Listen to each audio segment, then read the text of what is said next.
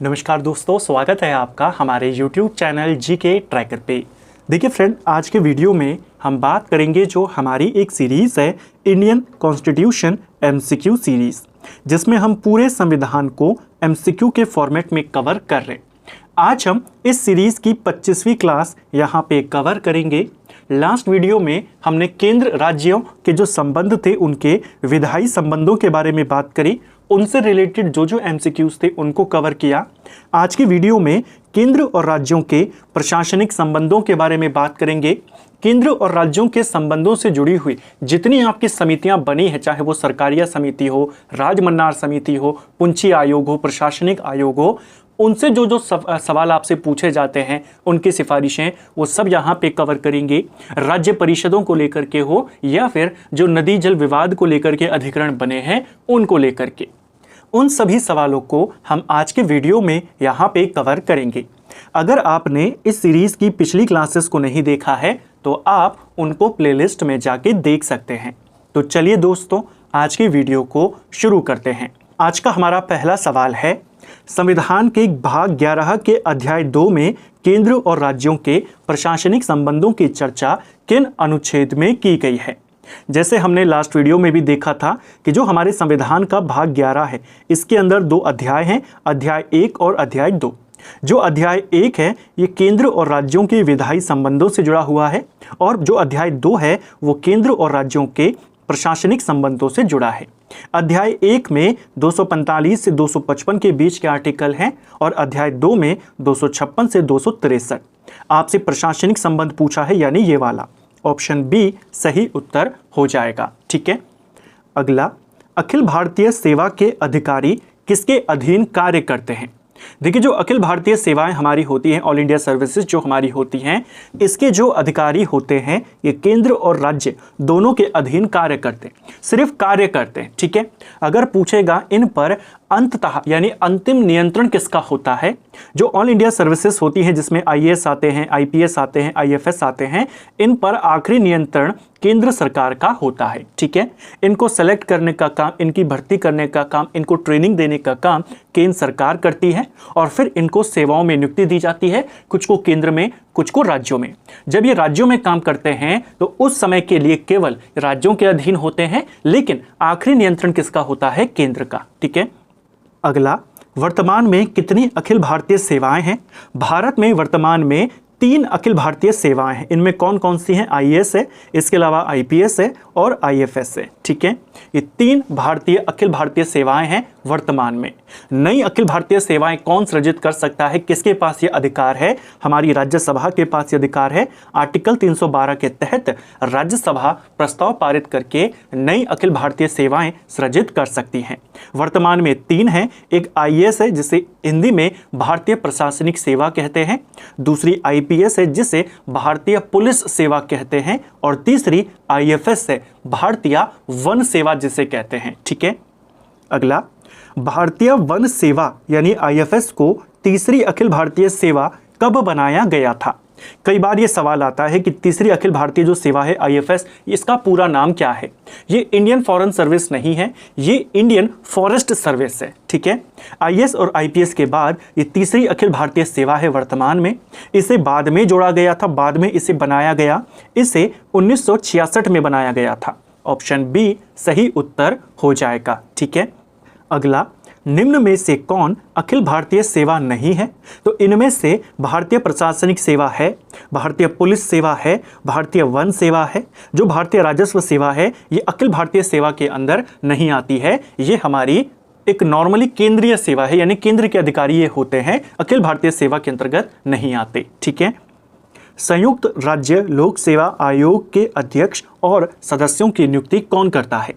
देखिए, राज्यों में सरकारी अधिकारियों के चयन के लिए राज्य लोक सेवा आयोग होता है। केंद्र के जो अधिकारी होते हैं, ऑल इंडिया सर्विसेज जहां से चुनी जाती हैं, उसके लिए संघ लोक सेवा आयोग होता है। ठीक है। कई बार ऐसा भी प्रावधान होता है कि 2 या 2 से ज़्यादा राज्यों के लिए एक ही लोक सेवा आयोग होता है, जिसे संयुक्त लोक सेवा आयोग कहते हैं। जो संयुक्त लोक सेवा आयोग होता है, जब 2 या 2 से ज़्यादा राज्यों के जो राज्यपाल हैं वे निवेदन करते हैं, तब जाकर के संयुक्त लोक सेवा आयोग का गठन किया जाता है, जिसमें अध्यक्ष और सदस्यों की नियुक्ति राष्ट्रपति करता है। ठीक है। आपसे यही पूछा है कि संयुक्त राज्य लोक सेवा आयोग में अध्यक्ष और सदस्यों को कौन नियुक्त करेगा? राष्ट्रपति करता है। जो राज्य का लोक सेवा आयोग होता है उसमें नियुक्ति का काम राज्यपाल करता है, लेकिन उनको हटाने का काम या हटाने का अधिकार केवल राष्ट्रपति को होता है। लेकिन जो संयुक्त राज्य लोक सेवा आयोग होता है इसमें नियुक्ति और हटाने का काम राष्ट्रपति का है, जैसे जो संघ लोक सेवा आयोग है उसमें होता है। ठीक है, उसमें नियुक्ति भी राष्ट्रपति करता है, हटाता भी राष्ट्रपति है। अगला, प्रथम प्रशासनिक सुधार आयोग का गठन कब हुआ था? जो पहला प्रशासनिक सुधार आयोग था इसकी स्थापना 1966 में होती है। ऑप्शन बी सही आंसर होगा। इस प्रशासनिक सुधार आयोग के जो अध्यक्ष बनाए गए थे शुरुआत में वो मोरारजी देसाई बनाए गए थे। ठीक है, लेकिन बाद में मोरारजी देसाई के स्थान पर इसके जो अध्यक्ष बने वो के हनुमंथैया को बनाया गया था। जो मोरारजी देसाई थे उनको देश का वाइस प्राइम मिनिस्टर बना दिया गया था, उप प्रधानमंत्री वे बन गए थे, वित्त मंत्री भी बने थे, इसीलिए इनके स्थान पर के हनुमंथैया पहले प्रशासनिक सुधार आयोग के अध्यक्ष बने। शुरुआत में कौन थे? मोरारजी देसाई। ठीक है, 1966 में ये आयोग बना था। 67 में के हनुमंथैया इसमें अध्यक्ष बने और इस आयोग ने अपनी रिपोर्ट 1969 में दी थी। ठीक है, प्रथम प्रशासनिक सुधार आयोग की रिपोर्ट कब आई थी? तो इसने अपनी रिपोर्ट कब दी थी? इसने अपनी रिपोर्ट 1969 में दी थी। इसने केंद्र और राज्यों के मध्य कैसे संबंधों को और अच्छा किया जाए इसके लिए कुल 22 सिफारिशें केंद्र सरकार को दी, जिनके ऊपर विचार नहीं किया गया। इसी ने सबसे पहले ये सुझाव दिया था कि अंतर्राज्यीय परिषद बननी चाहिए। इसके अलावा इसी ने ये सिफारिशें करी थी कि किसी भी राज्य के अंदर सेंट्रल फोर्सेस जो होती है, राष्ट्रीय बल जो हमारे होते हैं, उनकी नियुक्ति तभी होनी चाहिए जब उस राज्य का अनुरोध प्राप्त हो। ठीक है, इसके अलावा इसी प्रशासनिक सुधार आयोग ने कहा था कि राज्य का राज्यपाल गैर राजनीतिक व्यक्ति को बनाना चाहिए। ठीक है, यह था पहला प्रशासनिक आयोग। आपसे पूछा जाता है दूसरा प्रशासनिक आयोग कब बना था? दूसरा प्रशासनिक सुधार आयोग यह बना था 2005 में, वीरप्पा मोइली की अध्यक्षता में बना था। ठीक है, इसको भी ध्यान रखना। अगला, केंद्र राज्य संबंधों की समीक्षा पर बनी राजमन्नार समिति किस राज्य सरकार द्वारा गठित की गई? काफी फेमस समिति है राजमन्नार समिति। पहली चीज तो ध्यान रखेंगे ये किस विषय पर बनी थी? ये बनी थी केंद्र और राज्यों के मध्य संबंधों को कैसे और अच्छा किया जाए। ठीक है, इसका गठन केंद्र ने नहीं किया था, इसका गठन तमिलनाडु की सरकार ने किया था। ऑप्शन बी सही उत्तर होगा। ये जो राजमन्नार समिति थी 1969 में इसे बनाया गया था और इसने अपनी सिफारिशें 1971 में दी थी। ठीक है, डॉक्टर पी.वी. राजमन्नार इसके अध्यक्ष थे, उन्हीं के नाम पर इसे राजमन्नार समिति कहते हैं। इसमें टोटल इनके अलावा अध्यक्ष के अलावा 2 सदस्य और थे, टोटल 3 सदस्य थे। लक्ष्मण स्वामी मुदलियार और पी.सी. चंद्र रेड्डी इसमें 2 अन्य सदस्य थे। ठीक है, अगला, निम्न में से राजमन्नार समिति द्वारा दिए गए सुझाव कौन से हैं? देखिए, इनमें से राजमन्नार समिति के द्वारा जो सुझाव दिए गए, बहुत बार पेपर में आते हैं कि किस समिति ने यह सुझाव दिया था कि जो अखिल भारतीय सेवाएं हैं, ऑल इंडिया सर्विसेज हैं, आईएएस आईपीएस, इनको खत्म कर देना चाहिए। ये सिफारिश करी थी राजमन्नार समिति ने। बहुत इंपॉर्टेंट इसकी सिफारिशें हैं, क्योंकि ये जो समिति बनी थी ये राज्यों की तरफ से बनाई गई, तमिलनाडु ने से बनाया था। तो इसने ऐसी सिफारिशें दी जिसमें राज्यों का अच्छा हो, राज्यों की पावर बढ़े और केंद्र की शक्ति को थोड़ा सा नियंत्रण में रखा जाए। ठीक है, केंद्र राज्यों को अपने नियंत्रण में कैसे रखते हैं? केंद्र अपनी जो पकड़ बनाए रखते हैं वो इन्हीं अधिकारियों के द्वारा रखते हैं। आईएएस आईपीएस, इन पर अंतिम नियंत्रण किसका होता है? केंद्र का। तो राज्यों पर केंद्र की पकड़ थोड़ी कम हो, इसीलिए राजमन्नार समिति ने कहा कि इनकी ये जो ऑल इंडिया सर्विसेज है इनको खत्म कर देना चाहिए। ठीक है, और क्या क्या सिफारिशें इसने करी थी देखिए। पहला, 7वीं अनुसूची में संशोधन करके अवशिष्ट शक्तियां राज्यों को सौंपी जानी चाहिए। किसने कहा था? उस समिति ने जिसे राज्यों ने बनाया, यानी तमिलनाडु ने बनाया। राज्यों के पास अवशिष्ट शक्तियां नहीं है, ये केंद्र के पास है, संसद के पास है। ये शक्तियां राज्यों को सौंप दी जाए। किसने कहा? राजमन्नार समिति। दूसरा, अखिल भारतीय सेवाओं को समाप्त कर देना चाहिए। यह भी किसने कहा? राजमन्नार समिति। वित्त आयोग को स्थायी बनाना चाहिए। जैसे आप देखते हैं कि हर 5 साल में वित्त आयोग का गठन होता है, आर्टिकल 280 के तहत राष्ट्रपति करते हैं। इसने कहा था कि वित्त आयोग परमानेंट बना देना चाहिए, जो वो कभी भी खत्म नहीं होना चाहिए, लगातार चलता रहना चाहिए। ठीक है, योजना आयोग को संवैधानिक दर्जा दिया जाना चाहिए, ये गलत हो जाएगा। इसने कहा था, राजमन्नार समिति ने कहा था, ये योजना आयोग को खत्म कर देना चाहिए, इसकी जगह पर एक कानूनी आयोग बनाना चाहिए, एक वैधानिक आयोग बनाना चाहिए जो योजना आयोग के जो कार्य हैं उनको करे। योजना आयोग जैसा आप जानते हैं न संवैधानिक है न वैधानिक है, इसे कानूनी मान्यता प्राप्त नहीं है, ये कैबिनेट के प्रस्ताव पर बना है जैसे नीति आयोग। ठीक है, तो योजना आयोग को खत्म कर एक वैधानिक आयोग बनाने की सिफारिश राजमन्नार समिति ने करी थी। इसके अलावा राजमन्नार समिति ने कहा था कि राष्ट्रपति शासन से जुड़े जो अनुच्छेद हैं जैसे 356 हो गया, 357 हो गया, 365 हो गया, इन्हें भी खत्म कर देना चाहिए। ठीक है, तो यहां पर चौथी इसकी सिफारिश नहीं थी, बाकी तीनों राजमन्नार समिति की सिफारिशें हैं। ऑप्शन ए सही उत्तर होगा। ठीक है, कई बार पूछ लेता है राजमन्नार समिति के बारे में, कब बनी, किसने बनाई थी, क्यों बनाई थी, क्या इसकी सिफारिशें थी, क्यों ये प्रसिद्ध है, अपनी सिफारिशों के लिए ही ये फेमस था। ठीक है, नेक्स्ट है सरकारिया आयोग का गठन कब हुआ था। देखिए, सरकारिया आयोग जो बना था ये भी केंद्र और राज्यों के संबंधों की समीक्षा के लिए ही बना था, यानी कैसे वो संबंध और अच्छे किए जा सके उसकी सिफारिशें इसने देनी थी। सरकारिया आयोग केंद्र सरकार के द्वारा बनाया गया था। इसका गठन जून 1983 में हुआ था। ऑप्शन सी सही उत्तर होगा। रणजीत सिंह सरकारिया इसके अध्यक्ष थे, उन्हीं के नाम पर इसका जो नाम था वो सरकारिया आयोग पड़ा। 3 सदस्य इसमें टोटल थे, अन्य सदस्यों में बी शिवरामन और SR सेन का नाम शामिल है। कब इसका गठन हुआ था? 1983 में। इसने टोटल 247 सिफारिशें केंद्र सरकार को दी थी। इसने अपनी रिपोर्ट कब दी थी? इसने अपनी रिपोर्ट 1988 में सरकार को दी थी। जो इंपॉर्टेंट आयोग हैं उनकी रिपोर्ट भी पूछ लेता है। आयोग 83 में बना, इसने अपनी रिपोर्ट 88 में सरकार को दी थी। ठीक है, अगला सरकारिया आयोग की रिपोर्ट कब आई? तो इसकी रिपोर्ट 1988 में आई थी। कई सारी सिफारिशें इसने करी थी, जिसमें एक वो था कि आर्टिकल 263 के तहत अंतर्राज्यीय परिषद बननी चाहिए, जैसे पहले प्रशासनिक सुधार आयोग ने भी कहा था। इसके अलावा इसने कहा था कि जैसे बाकी राज्यों में, जैसे राजमन्नार समिति जो आई थी और बाकी राज्यों की भी ये मांग थी कि राज्यों को और अधिकार मिलने चाहिए। इसने अपनी सिफारिशों में कहा था कि देश की मजबूती के लिए, देश की एकता के लिए केंद्र का मजबूत होना जरूरी है, आवश्यक है। ठीक है, ये सरकारिया आयोग ने कहा था। इसके अलावा इसने और भी सिफारिशें दी, जैसे संवर्ती सूची को लेकर इसने सिफारिश दी। संवर्ती सूची एक ऐसी सूची है जिसके विषय पर केंद्र और राज्य दोनों कानून बना सकते हैं। इसने सिफारिश दी कि जब संवर्ती सूची के किसी विषय पर केंद्र कानून बनाए तो उसे कानून बनाने से पहले राज्यों की सिफारिश या राज्यों की सलाह लेनी चाहिए। ठीक है, इसके अलावा इसी ने कहा था कि जब किसी राज्य में राज्यपाल को नियुक्त किया जाए तो उस राज्य के मुख्यमंत्री से चर्चा की जानी चाहिए। ठीक है, कई सारी सिफारिशें इसने करी थी।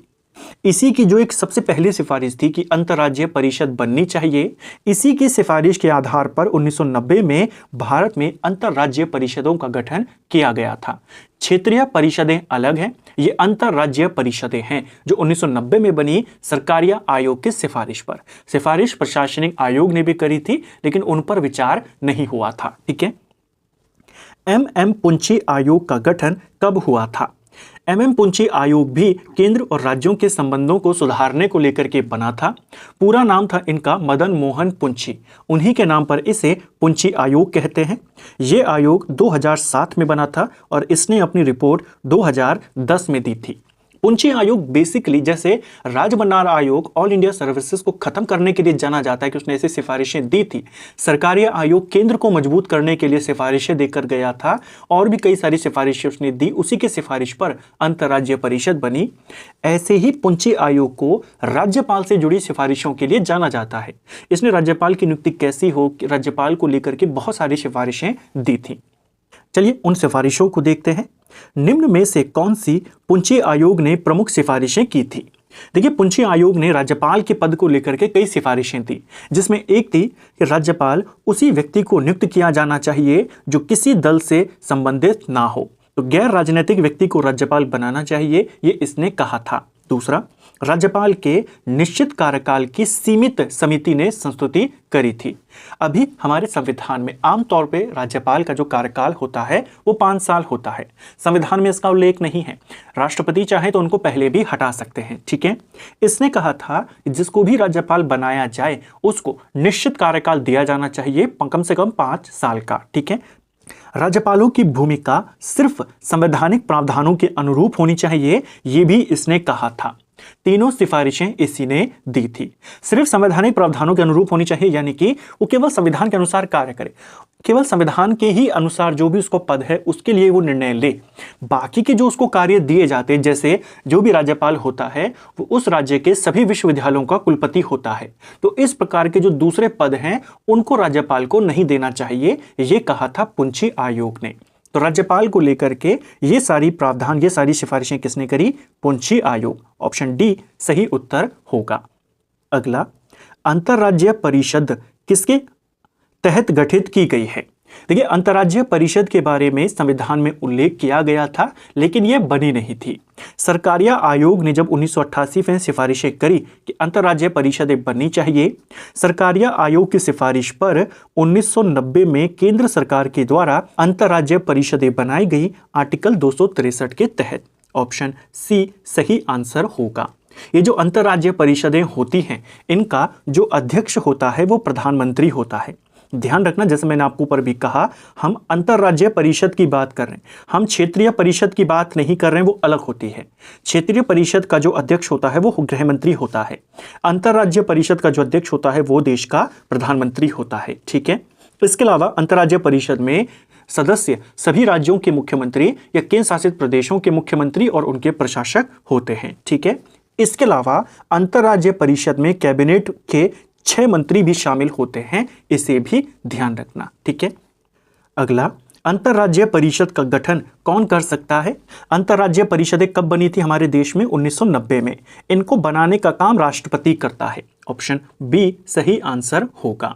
संविधान में यह उल्लेख था पहले से आर्टिकल 263 में कि अगर राष्ट्रपति को लगता है कि एक ऐसी संस्था होनी चाहिए जिससे राज्य और केंद्र के मध्य संबंध और अच्छे हो सके, तो वो बना सकता है। तो राष्ट्रपति ही गठन करता है अंतरराज्यीय परिषद का। ठीक है। 263 आर्टिकल के तहत अंतरराज्यीय परिषद का अध्यक्ष कौन होता है?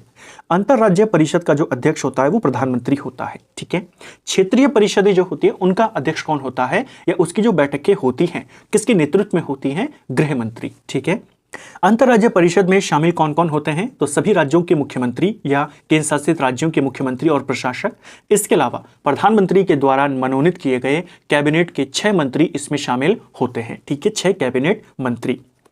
अंतरराज्यीय नदी जल विवाद के समाधान से संबंधित उपबंध किस अनुच्छेद में किए गए हैं? अब ये अंतरराज्यीय नदी जल विवाद को लेकर के हैं। अंतरराज्यीय को लेकर, यानी कि 2 या 2 से ज्यादा राज्यों के मध्य में नदियों को लेकर के विवाद भारत के संविधान में इनको कैसे सॉल्व किया जाए, कैसे इसका समाधान हो, इसके लिए एक आर्टिकल दिया गया है, आर्टिकल 262। इसके तहत सरकार एक अधिकरण बना सकती है, जल नदी विवाद अधिकरण। ठीक है। तो जो अंतरराज्यीय नदी जल विवाद अधिकरण बनते हैं वो आर्टिकल 262 के तहत बनते हैं। ठीक है। सवाल आता है, अंतरराज्यीय परिषद किस आर्टिकल के तहत बनती है? 263। अंतरराज्यीय जल नदी विवाद अधिकरण जो बनते हैं वो 262 के तहत बनते हैं। ठीक है। ऑप्शन बी सही आंसर होगा। अंतरराज्यीय नदी जल विवाद अधिनियम कब पारित हुआ था? देखिए, 2 राज्यों के मध्य में नदियों के विवाद को लेकर के, नदियों के जल के विवाद को लेकर के संसद ने 2 कानून पारित किए थे। एक था अंतरराज्यीय नदी जल विवाद अधिनियम और एक था नदी बोर्ड अधिनियम। ये दोनों के दोनों अधिनियम 1956 में आए थे। ऑप्शन बी सही आंसर हो जाएगा। ठीक है। कृष्णा जल विवाद अधिकरण में शामिल राज्य कौन से हैं? जैसे हमने कहा कि 262 के तहत केंद्र जल नदी विवाद अधिकरण बना सकता है। कई सारे ऐसे अधिकरण बनाए गए हैं, इन्हीं में से कुछ प्रमुख हैं, जैसे कृष्णा नदी जल विवाद अधिकरण। यह जो कृष्णा नदी का जल है इसको लेकर के किन किन राज्यों के मध्य में विवाद है? इसमें कर्नाटक, आंध्र प्रदेश और महाराष्ट्र, 3 राज्यों में विवाद है। उन्हीं के राज्यों को लेकर के ये अधिकरण बना था। ऑप्शन ए सही आंसर होगा। 1969 में इसका गठन किया गया। 1969 में ही गोदावरी जल विवाद अधिकरण बनाया गया था, जिसमें कर्नाटक, आंध्र, महाराष्ट्र, उड़ीसा और मध्य प्रदेश ये शामिल थे। 1969 में ही नर्मदा जल विवाद अधिकरण भी बना, जिसमें गुजरात, मध्य प्रदेश, राजस्थान और महाराष्ट्र शामिल थे। सवाल आता है, कौन से जल अधिकरण में या इस नदी को लेकर के किन किन राज्यों के मध्य में विवाद है? तो कृष्णा नदी को लेकर के 3 राज्य, कर्नाटक, आंध्र, महाराष्ट्र। गोदावरी को लेकर के 5 राज्य, कर्नाटक, आंध्र, महाराष्ट्र, उड़ीसा, मध्य प्रदेश। नर्मदा को लेकर के 4 राज्य, मध्य प्रदेश, गुजरात, राजस्थान और महाराष्ट्र। ठीक है। गोदावरी जल विवाद अधिकरण में कितने राज्य शामिल हैं? तो इसमें 5 राज्य शामिल हैं, जिनके नाम अभी हमने देखे। कर्नाटक है, आंध्र है, महाराष्ट्र है, उड़ीसा है और मध्य प्रदेश है। ठीक है, इसके अलावा और भी जल विवाद अधिकरण बनाए गए हैं, जैसे सबसे प्रमुख है कावेरी जल विवाद अधिकरण। कावेरी जल विवाद जो है, यह अधिकरण जो है ये 1990 में बना था। 4 राज्यों को लेकर के ये अधिकरण बना है, यानी कावेरी नदी को लेकर के 4 राज्यों में विवाद है, जिसमें कर्नाटक है, केरल है, तमिलनाडु है और पुदुचेरी शामिल है। इनको भी आपने ध्यान रखना है। ठीक है, तो फ्रेंड्स ये था हमारा आज का वीडियो, जिसमें हमने संविधान के 20 इंपॉर्टेंट सवालों को यहाँ पे कवर किया। हमने इन सवालों को पूरे कॉन्सेप्ट के साथ, पूरी डिटेल के साथ और एक एक फैक्ट को समझते हुए करने का प्रयास किया। नदी विवादों को लेकर के जो अधिकरण बने हैं, उनके आर्टिकल को लेकर के आपकी जो अंतर्राज्यीय परिषदें हैं या केंद्र और राज्यों के संबंधों पे जो समितियां बनी हैं, चाहे वो सरकारिया आयोग हो, राजमन्नार आयोग हो, पुंछी आयोग हो, प्रशासनिक समितियां हो, वो सब हमने इस वीडियो में देखा।